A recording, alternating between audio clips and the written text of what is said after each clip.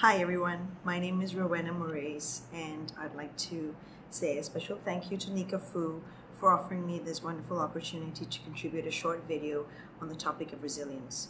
Resilience to me is really about bouncing back. It's about taking whatever's happening to you, looking at it in terms of the big picture, and then making a decision about how you want to deal with the situation and the circumstance. And I think that kind of approach is a lot better than just reacting. Of course, in the spur of the moment, we're very likely to react to situations, but when you have some time to sit with the issue and take a deeper look at the situation, that's when resilience really comes in, because you are looking at the situation, you're making an assessment, you're looking to see whether this is some sort of test of your resolve, of your determination, of your emotion. And in some ways, this test is a confirmation of your step forward. And to me, that's not necessarily a bad thing. Have there been many occasions when resilience has been called upon for me? Of course, definitely. I'll just share one episode with you.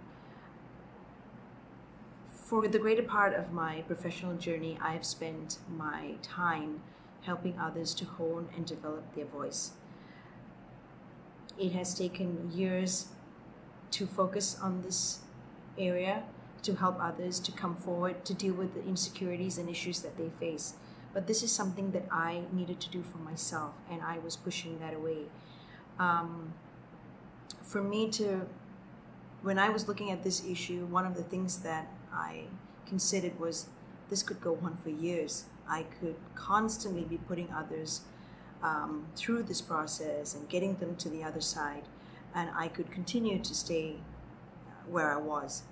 And I said enough was enough, that I needed to take the step forward. I needed to explore and to see what else could come out of this. And so I did.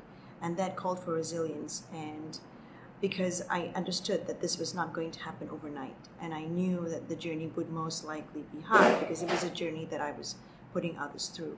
So there are a couple of things that I did to help me through this process. The first was keeping things simple. Decisions were kept to a simple black or white, yes or no type situation. I think there's a lot of complexity in life, and the more that you can reduce that complexity and make it simple for yourself, the easier it would be for you. And so I understood that for every yes that I said, there would be 2 or 3 no's that I would have to say as well, and make choices about where I chose to spend my time and what I was going to focus on.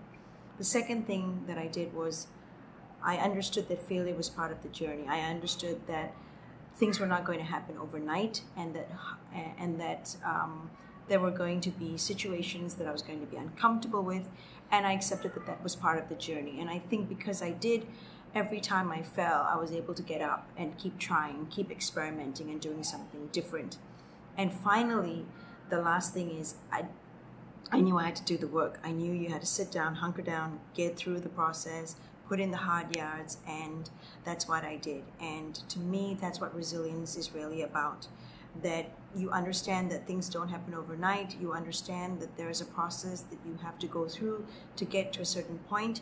And if you accept that, you build that muscle. And the way I look at it, resilience is really a muscle. And the more you work at it, the better you get. So hopefully this helps. Thank you.